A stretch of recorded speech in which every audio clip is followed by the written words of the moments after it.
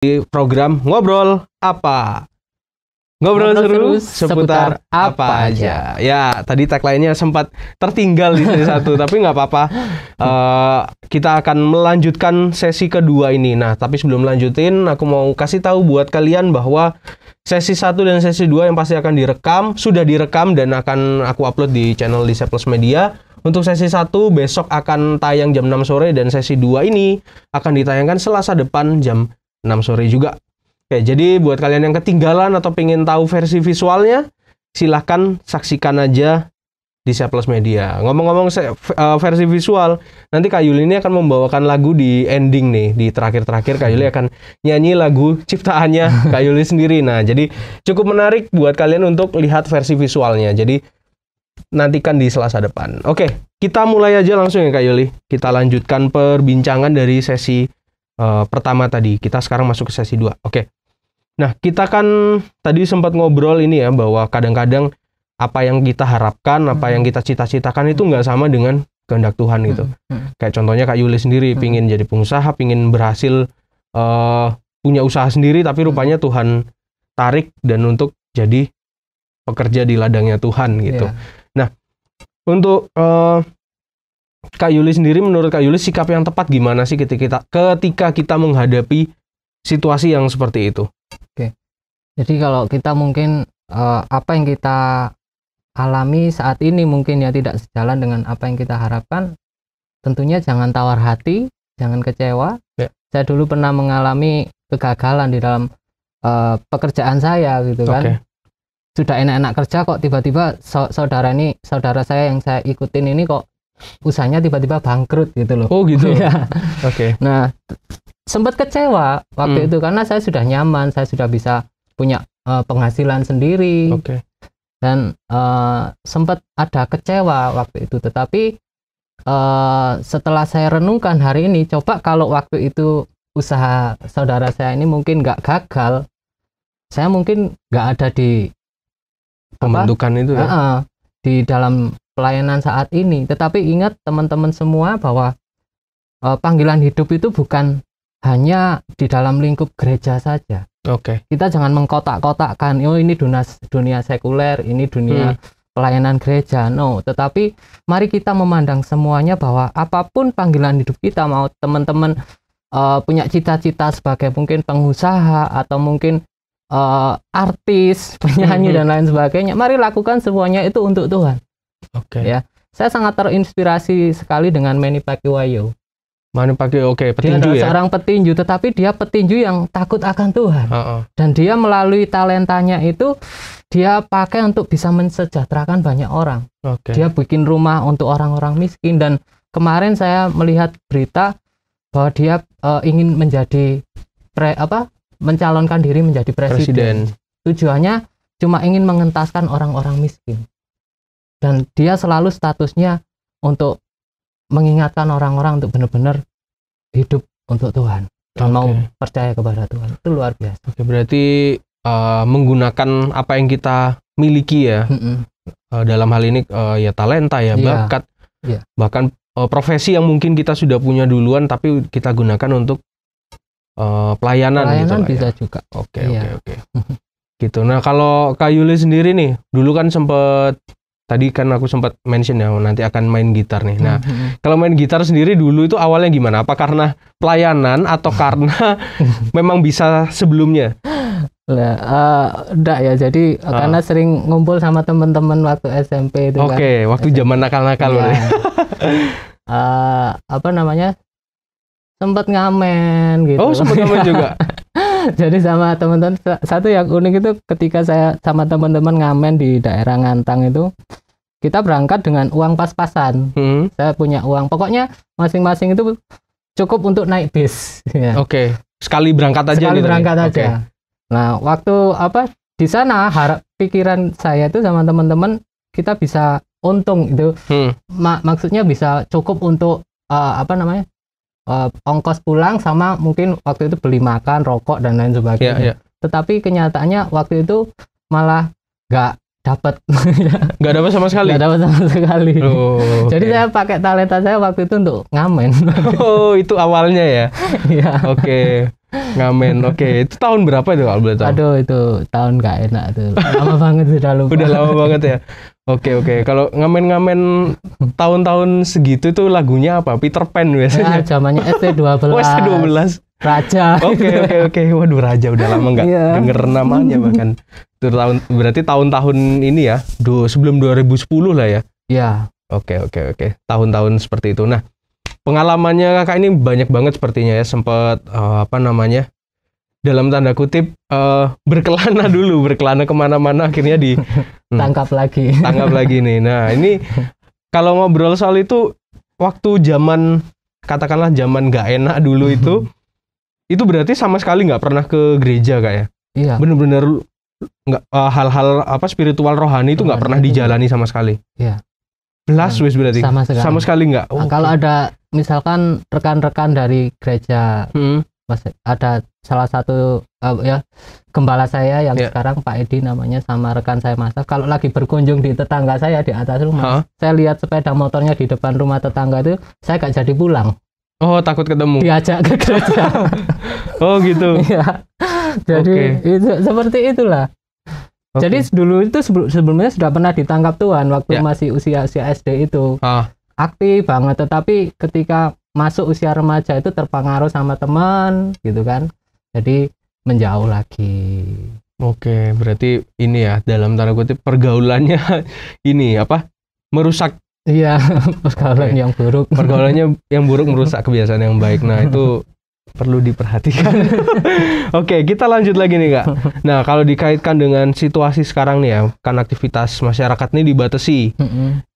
Ada yang mungkin nggak bisa ketemu langsung karena COVID, harus online dan lain sebagainya. Nah, itu kan sebuah dilema tersendiri. Nah, gimana sih cara membangkitkan istilahnya semangat kita untuk beribadah, untuk pelayanan di tengah pandemi? Karena memang kalau boleh dibilang semenjak pandemi ini kayaknya pelayanan online itu spiritnya kayak berbeda gitu.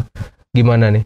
Ya memang di dalam pelayanan ibadah online itu nggak bisa menggantikan ibadah komunal, artinya onsite kan. Betul. Karena kita mungkin kalau ibadah online kita lihat ibadah sambil tiduran gitu kan. Betul. Terus kemudian ketika mungkin puji-pujian kita nggak akan bisa seserius ketika kita ibadah secara onsite gitu kan. Dan itu yang menjadi penghambat.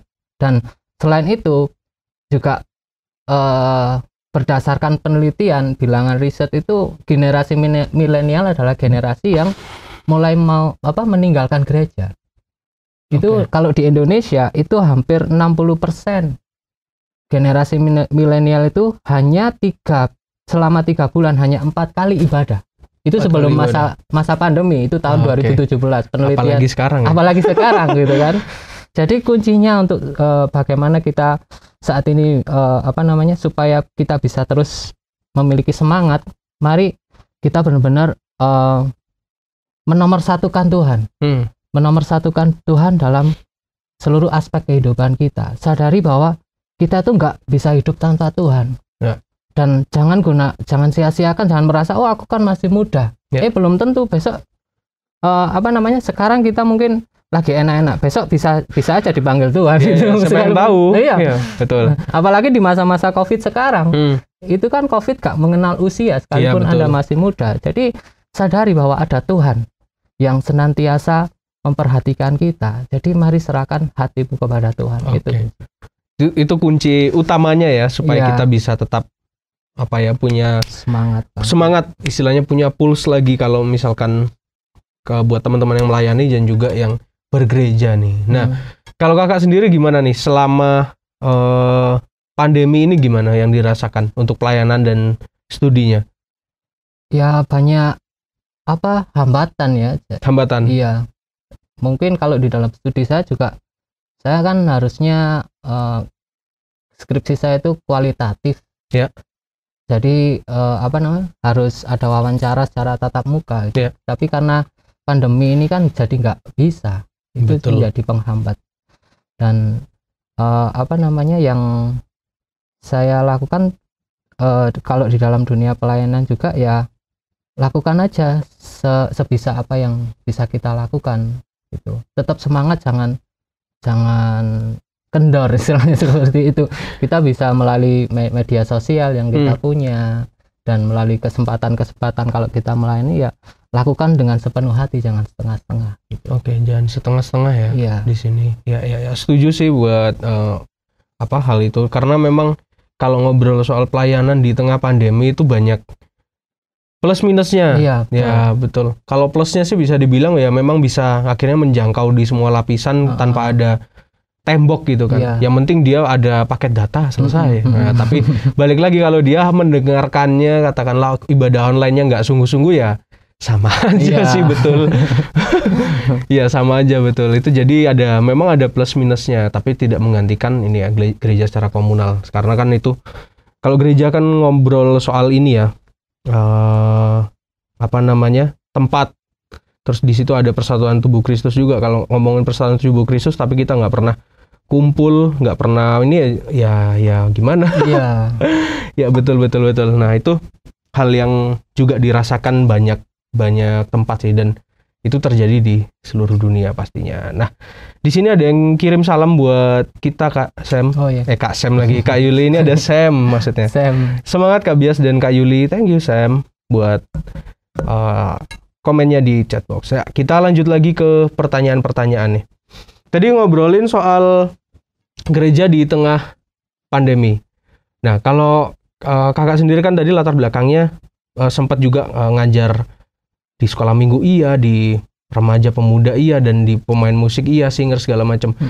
Nah, ini ada nggak sih kesulitan tersendiri waktu melayani di setiap bagian itu? Misalkan di anak-anak itu kayak gimana? Iya, ya ada perbedaannya gitu kan. Oke. Kalau anak-anak ya, kalau dosen saya sarankan itu harus pakai Formula G. Formula G ini apa nih? Gila. Artinya kita nggak boleh jaim kalau melayani anak-anak. Harus jadi seperti anak-anak. Harus seperti anak-anak. Iya, itu. Tetapi kalau di pelayanan di dunia remaja ya kita harus up to date dengan apa yang menjadi kebutuhan mereka, apa yang isu-isu yang terkini, kita harus selalu up to date seperti itu. Oke, ini menarik nih. Jadi harus dalam tanda kutip gila tadi ya. Iya sih, memang kalau anak-anak itu kan dia usianya main ya. Main ke sana kemari, lari-lari. Kalau lihat anak-anak sekolah minggu pasti pusing sendiri gitu. Yeah. Dan nggak semua orang itu mampu lah melayani di bidang sekolah minggu gitu. Yeah. Kalau saya sendiri misalkan nih ditempatkan di pelayanan anak, ya saya gila beneran. Karena memang bukan dalam tanda kutip bukan bidangnya lah. Bukan bidangnya itu. Tapi kakak ini waktu mengajar anak-anak itu ada teori dasarnya atau ada pengalaman tersendiri, atau ya udahlah tak nyemplung aja gitu langsung pure di pelayanan anak-anak gitu? Enggak sih, awalnya ya cuma main musik, tetapi rekan-rekan itu menjadwal, kamu firman ya gitu. Di anak-anak gitu? Iya, di anak-anak. Terus kemudian, waduh, anak-anak gimana gitu ya. Ya sudah, saya belajar dulu. Ya pasti awal-awal itu banyak kesalahan, yang kurang gitu kan. Tetapi seiring berjalannya waktu kan kita belajar dari kesalahan kita, sehingga memacu diri kita itu, saya harus belajar lebih baik lagi. Terus kemudian setelah saya masuk sekolah teologi, saya diperlengkapi bagaimana untuk menyampaikan firman di depan anak-anak. Itu ada caranya, metodenya gitu. Oke, bahkan kadang banyak alat peraganya nih kalau harus pakai alat peraga sebetulnya kalau anak-anak itu. Iya, karena anak-anak kan kalau misalkan dibuat persekutuan yang seperti ibadah masih ya buyar gitu. Buyar mereka gitu. Jadi biasanya kan nyanyinya juga gerakan ada sendiri, terus mereka nanti alat peraganya bikin sendiri. Nah itu biasanya guru sekolah minggu kreatif banget nih, bikin alat peraga, terus bahkan kadang ada panggung boneka, ada drama segala macam ya, menarik. Ngobrol soal pelayanan lagi, kita naik usia nih ke remaja pemuda. Nah ini usia-usia biasanya orang-orang yang anak-anak yang masih labil segala macam. Ini pernah juga ya Kak ngajar di situ? Iya, ya itu yang saya sekarang. Oh yang sekarang jalani di situ. Nah ini so far gimana nih Kak? Ada kesulitan nggak? Atau apa tantangannya? Tantangannya tuh ya bagaimana mendorong mereka untuk mau dari hati mereka sendiri untuk mau beribadah itu yang agak susah.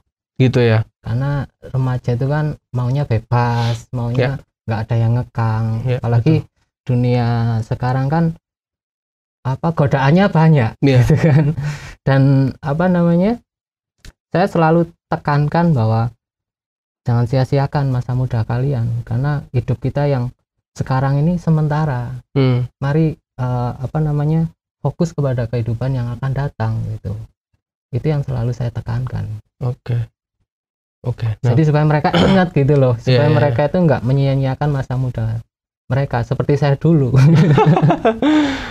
Ya. Ini kalau ngomongin remaja dan pemuda ini pelayanan yang kompleks juga. Ya mungkin mereka dalam tanda kutip sudah bisa dibawa persekutuan yang lebih advance lah. Mereka bisa dibawa persekutuannya itu seperti ibadah orang dewasa gitu. Cuman biasanya nih ada kecenderungan anak-anak muda atau remaja itu kalau misalkan lihat pembinanya, bukan lihat pembinanya ya, maksudnya sharing sama pembinanya itu nggak bisa seluas sama temennya. Nah itu biasanya tantangan tersendiri. Dia bilang nggak apa-apa kak, nggak ada apa-apa. Padahal dia sama temennya ceritanya lain. Wah aku ada masalah ini. Nah itu juga pernah aku rasain sih waktu ngajarin anak-anak di usia itu. Kesulitannya di situ menurutku. Tapi ada pernah pengalaman gitu juga kak. Dia merasa aduh nggak deh, aku nggak mau ini ngobrol sama Kak Yuli terus akhirnya ngobrolnya sama yang lain. Kalau waktu sharing gitu pernah ada ya. Pernah. Sering seperti itu, dan dari situ saya belajar untuk memperbaiki diri saya, bagaimana supaya saya bisa diterima sama mereka gitu. Jadi ya saya belajar untuk membangun komunikasi yang baik dengan mereka. Jadi temen ya. Dalam tanda kutip jadi temennya mereka. Tapi temen yang memberi pengaruh yang baik nih pastinya. Bukan menggurui gitu kan. Betul. Anak remaja itu kan nggak suka gitu betul. Kan. Tapi mereka akan lebih terbuka ketika kita itu menjadi seperti mereka. Kita menerima mereka apa adanya gitu. Dan kita arahkan kalau ada hal yang nggak baik, kita arahkan. Setuju, betul itu kak, betul. Oke, kita sudah di penghujung nih, seperti janjiku tadi bahwa Kak Yuli ini akan bernyanyi. Ini lagu ciptaannya Kak Yuli sendiri ya? Oke, nah sebelum kita masuk ke Kak Yuli nyanyi ini, boleh nggak sih di spoiler nih, ini lagunya bercerita tentang apa, dan dulu itu kok tercipta lagu ini kenapa? Lagu ini tercipta dari kegalauan saya ketika saya itu mengalami yang namanya naik turun dalam pelayanan. Jadi harapan saya ini, tetapi kok faktanya seperti ini gitu kan. Jadi juga melalui berbagai macam persoalan yang saya alami gitu. Tetapi ketika saya mengingat semua, mungkin Tuhan izinkan hal-hal yang buruk terjadi dalam diri saya, tetapi ketika saya mengingat karya Tuhan dalam kehidupan saya, di mana Dia sudah menyerahkan semuanya sudah Dia lakukan dan sudah selesai, dan itu semua dilakukan untuk kita yang sebetulnya nggak layak ini. Dari situ saya belajar bahwa semua karena anugerah Tuhan, semua karena karya indah Tuhan. Dan nggak ada yang satupun yang bisa saya banggakan, yang apalagi saya bisa balas kasih Tuhan, nggak bisa gitu. Betul. Dan dari situ saya belajar untuk saya memantapkan bahwa saya mau hidup untuk melayani Tuhan sampai akhir. Judul lagunya apa nih kak? Karya Indahmu. Karya Indahmu. Silakan kak diambil gitarnya dan kita dengerin lagu ciptaannya Kak Yuli, Karya Indahmu. Silakan Kak Yuli. Ya, semoga lagu ini menjadi memberkati kita semua yang sedang proses untuk menemukan panggilan hidup kita.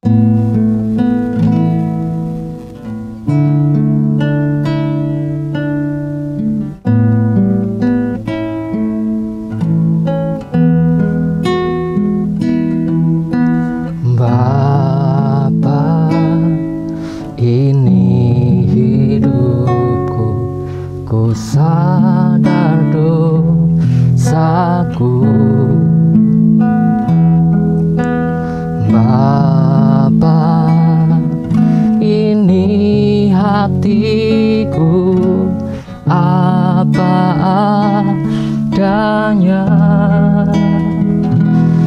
namun karena kasih-Mu Kau pulihkan hidupku, Engkau berikan nyawa-Mu, hapus segala dosaku.